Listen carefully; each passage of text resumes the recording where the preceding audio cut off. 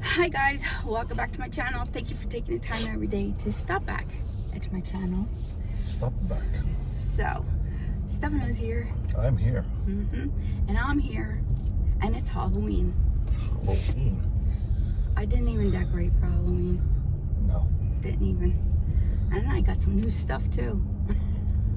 So, we just were not in any Halloween spirit. It's been a hard month, I have to say. Yeah, it's been extremely hard. Yeah. So for those who do not know, my father passed on, what was it, the 7th? Yeah.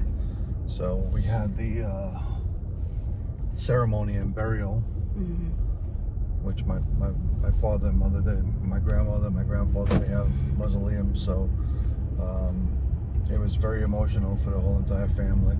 Yeah. You know, my father, my Aunt Maria is the only living survivor of the 4 children, which were my aunts and uncles. And my father. He was the baby. And my father was the baby. So she was very overcome. Yeah, and they were very close. And it was also hard because she's elderly. And they had a very long trip because they live in Canada. They live in Canada, in Toronto. And my cousin Marco, he brought them down, which was great and everything like that. It was like, it's emotional because it's like sometimes you only, you don't really get to see people unless something like this happens, which is a good thing. But in reality,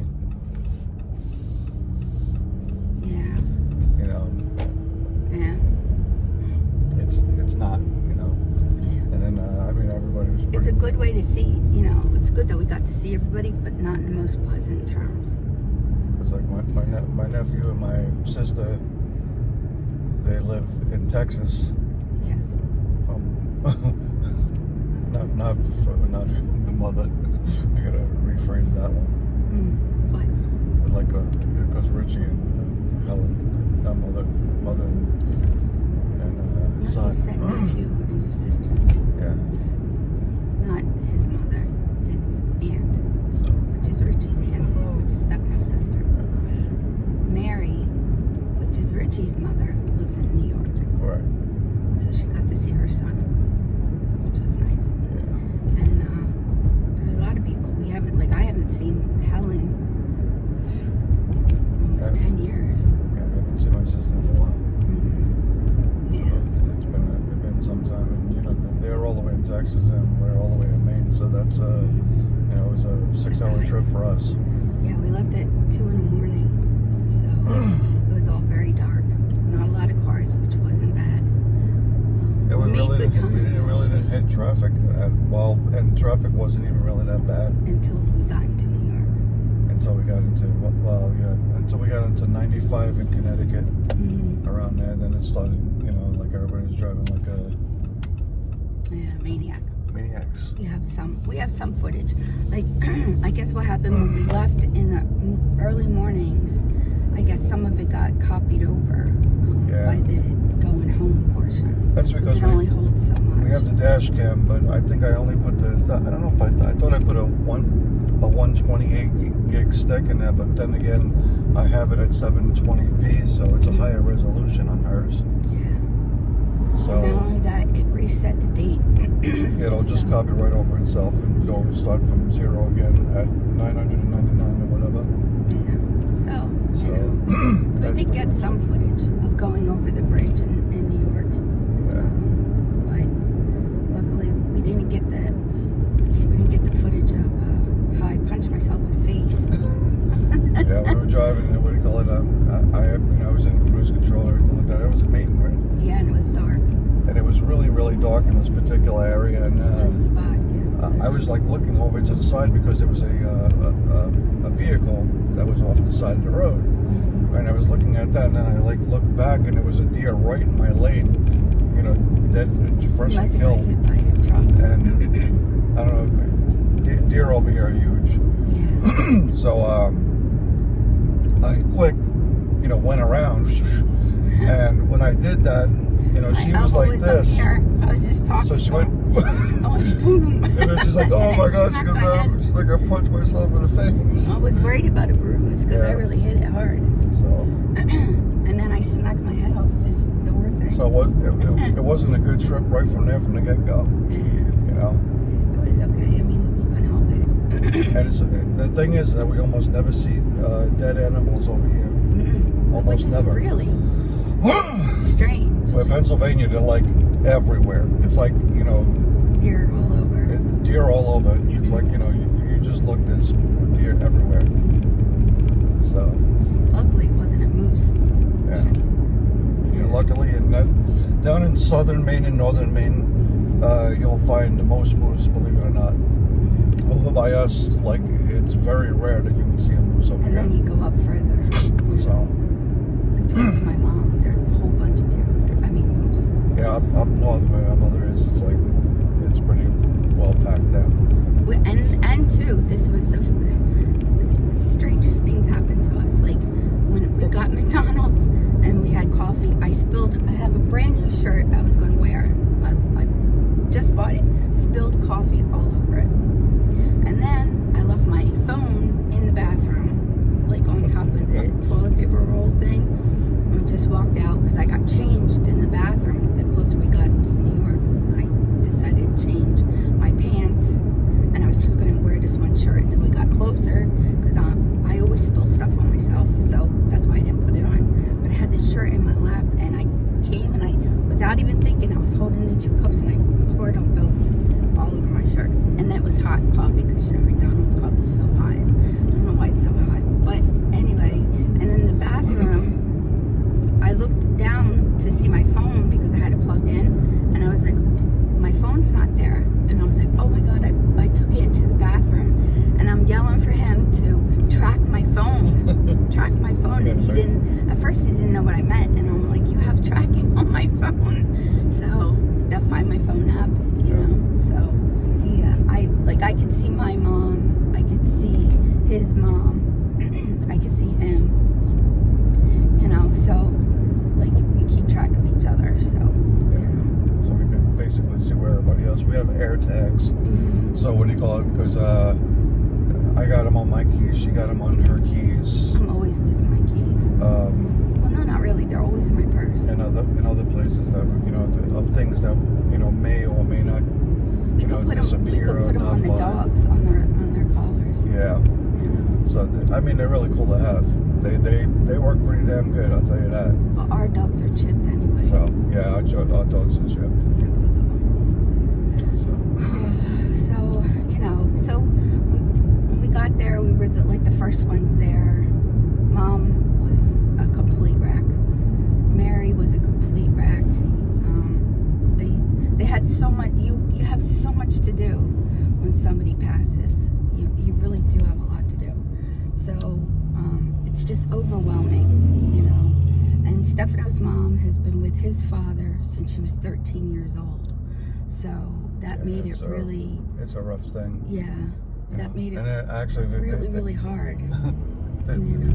It was my sister Mary was telling the story to the clergy, and well, my mother and father met. My father was what, 19, 18, yeah. Right, and she told him that she was 17. So on her 18th birthday, he came, you know, with an engagement ring and everything like this to get married, and then, you know, she started crying, and then he goes, oh, you know, tears of joy. She goes, no. She goes, I got, you know, I'm only turning 14, right? And then he goes, don't worry about it. I'll wait for you. You know, so they've been together all that time. Yeah. You know. And he came from Sicily, so I think we already told you that story. Yeah, my father was born in Sicily. Yeah, but his mother was born in America, so that made him an American citizen also. He told, right? No, he was born an American citizen. Yeah, he was born American. That's what I just said. Yeah. But he had to choose when he turned 18. He had to choose whether he was going to be with an Italian army. Was it the Italian? Yeah. Army? Or He got a letter from both militaries, American, so he went to the American Council in Palermo, and he said, well, what's this? You know, he go, I don't know what this paper is. You know, I got it from America. So they read it, and then they go, oh, you know, they go, oh, since you were a naturalized born American citizen, do you want to serve in the army over here? Or do you want to serve in the army over here? You know, so my father was like, what did you say? Yeah. You know, so you know, basically that. So so he it was, I think, 14 days later. Yeah, he only had so many days to decide. Actually, he made the decision pretty right away. Yeah, and what do you call it? But still, even though he was an American citizen, he was born over there. He had an American passport and everything, and he still had to have a sponsor here. Yeah. So it was kind of weird. So his Uncle Joe Bonanno, he sponsored him to come over here to America. So that's how he got, he came over here to America, and he worked at a bakery when he first came here, my uncle's bakery. So then, on and on, he became a pizza man. Yeah. He worked in pizza for like years. My father's the best pizza man in the world.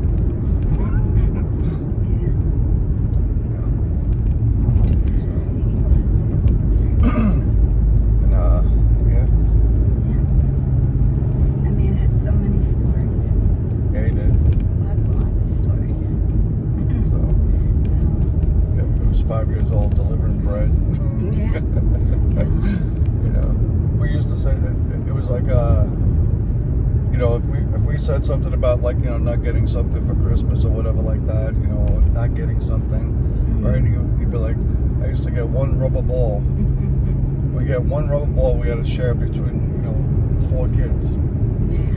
But you don't understand, that you're there in another country, during wartime and all of that. It was hard. It was hard for your grandmother too. Yeah. So it was really sad though. It's actually a whole different story. Yeah. So that's, our Saturday was an extremely exhausting day. I was so tired. So we took turns to drive. He drove all the way down. But then I took over and he took a little cash. So tired though. By the time we came in the house, we were exhausted. That's the one thing I can't stand about going to New York, is it costs so much money to go there. Trick or treating. No, just be careful. I'm just saying. So. Right, kids all. Oh yeah, look at he's a little doggy. Could you smell my feet? So. Yeah, I would do this. Yeah, I'm not Oh, he's a big banana. Oh, that's cool. Oh, look at those little ones. I love when kids we don't ever get trick or treaters, so I don't even know why I usually decorate, because we never get it. That's for sale, babe. Yeah, so. Yeah, so we've never in 9 years, 8 years, haven't gotten any. So this year I kept wanting to decorate and I just never did. But yeah, that's like, we had a very tiring weekend. And the sad thing is Stefano has had so many days off, but I've been so sick. Like all I've been doing is sleeping, and my headaches are back again. So I don't know what's going on. I'm going to call the doctor, because I've been getting them all in here. My eye feels swollen. I don't feel good. And like I have this weird sore throat. And I think Paul got too close.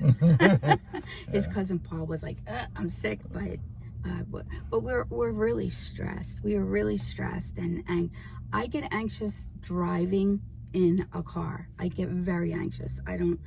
When I'm driving, I'm fine. Yeah, when I'm driving, she's like, and it's the other cars. And it actually gets me stressed when it happens. And so what do you call it? It's something she can't help. It's because she got into this accident before. So everybody on the road is a threat right now to us. So trucks, I got hit by a tractor trailer. So and that was my one and only accident. And I'm 55. And I've been driving since I was 16, saying I was my mother. When I got pulled over, I just said, Faye. So, but in the city, it's easy not to have a driver's license. You're like, oh, I left it at the house, and they don't, you know. That's back in the day too. Yeah, back in the day, you can pretty much get away with stuff like that. But yeah, that's where we've been. I am going to do a response video to 2 lives that I kind of caught, and then I watched them again. I wasn't on live with Diane this week because I was just so extremely tired. I will be going live next week with her and Jacqueline and her daughter-in-law. So it's always fun. So, you know, we talk a lot of subjects. It's mainly about one subject, but we talk about other things also. So, you know, so that's it, guys. So we will be doing a video, I think, tomorrow, because we have some things to say about J.A. and her hubby. So stay tuned for that. All right, guys, we're going to let you all go. We're going to... Oh, it's a doggy. We're going to let you all go, and we'll see you in our next video. Thank you so much for your support, your prayers for Stefano and his family. Thank you very much for all your... I looked at all your comments and everything like this on many different videos that Pam had made, and I just want to say thank you very much for all your condolences and all your prayers and all your, you know, support during my difficult time. Yeah. You know, we're still getting through it, but you know, now it's just the hard part, I guess, was over. I mean, you know, there's nothing you could do now. No. So now it's just his suffering is over. And that's he the big suffered tremendously. He really did, and he was getting weaker, and his body was just telling him it was time, and you know, it was time. So nobody wanted him to suffer anymore. Like, and that was really painful. So, but at the end, he had morphine, and you know, he was kind of out of it. So, which was a blessing also. Yeah. So, but just think, the 2 years Stefano was there, he got 2 extra years with his dad. That's because if normally we would see them maybe Christmas or, you know, so he would maybe had only 4 times with his dad, but instead he had 2 years. Yeah, so I did have time. You know, he had more time than any of the kids. So, you know, because we had people coming up to us all day saying the same thing. You know, thank you for being with your dad. Thank you for letting him go. And I was like, it wasn't up to me. It was up to him. Like you know, I wouldn't say no. You know, when he said he was going, I didn't say no and throw a fit. I just thought, you know, he needed. Well, things didn't, you know, go out the way they planned. I mean, you know, we originally were gonna, you know, I wanted to, you know, maybe move back or buy it, you know, buy another house down there. And then, you know, we could have decided what we wanted to do, you know, in this particular time. But of course we would have been there, and it would have been actually better for Pam to be there with me, because then, you know, we could have switched off and, you know. Yeah. Well, I would have taken care of him. You know, she could have taken care of him. She's got, you know, nursing experience and this kind of experience. So she could have helped out there. Yeah. And, but, you know, the bug came and messed up. Once that C-19 thing hit us, it screwed everything up. It messed everything up, and we were not able to financially recover. You know, and then it was, I would say it's funny, but I know that's a bad term to use, but I was, like she said, I was making a lot of money, and I was working 12 hours a day, 6 days a week. So, you know, the money was very great. It was good, but he still had a lot of responsibility. And, you know, so it was like, you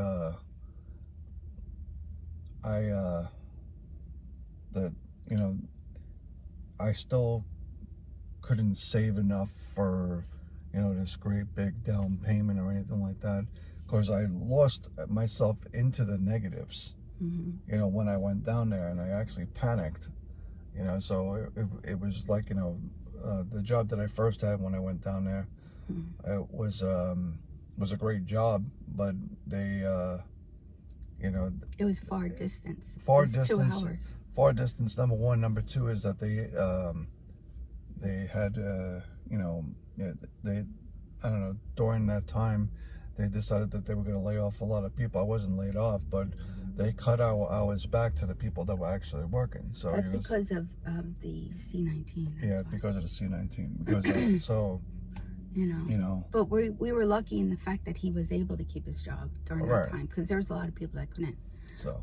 But then he transferred jobs over to where my son works, and him and Christopher, well, his kid, Christopher worked together. We worked for 2 years together too. Yeah. So it was and he misses them a lot. See, there. it's a bonus, because you know, and there was I had friends there.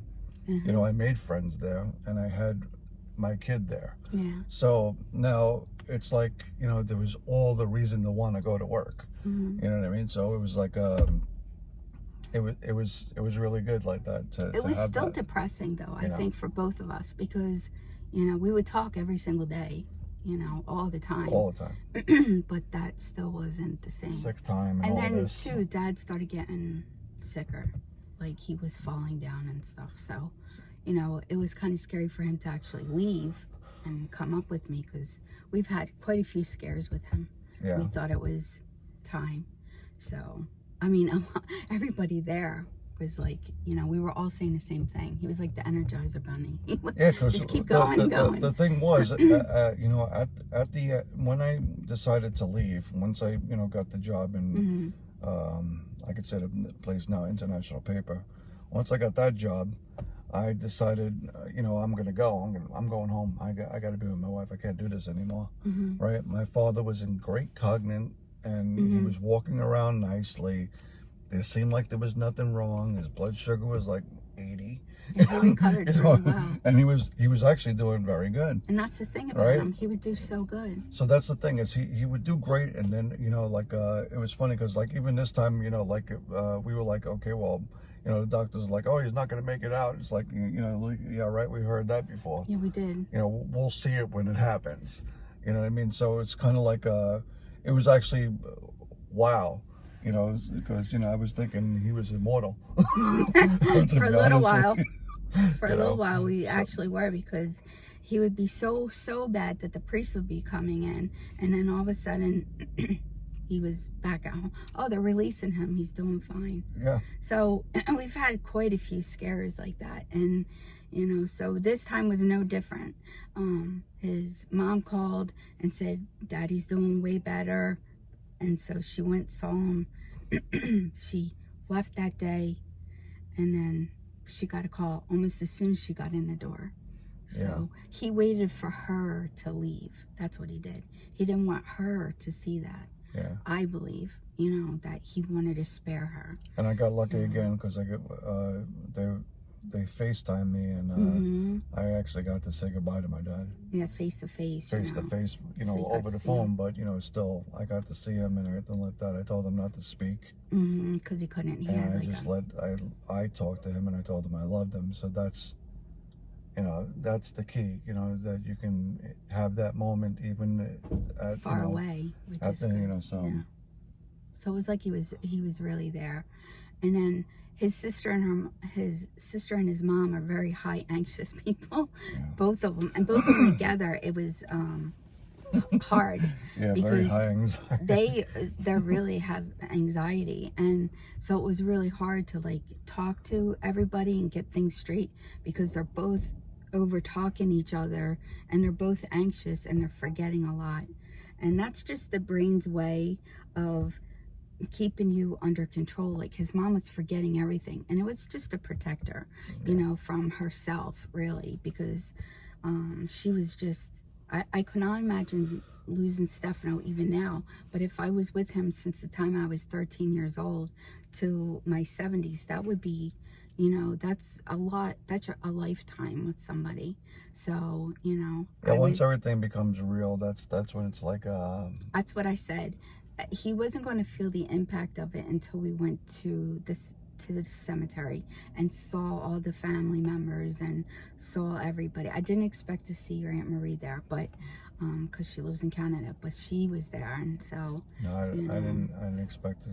You know, she wanted to say goodbye to her brother. When I saw my cousin Marco, I was like, Yeah, I didn't. I was like, remembered well, who he was, but didn't remember who he was. Like I remember seeing him. And besides, he's usually clean shaven. Yeah, He had and a mustache. So I He was almost like, looked like Ronnie a little. That's who I thought it was at first. I was like, oh, but you know, so I don't know. It's just it was very stressful.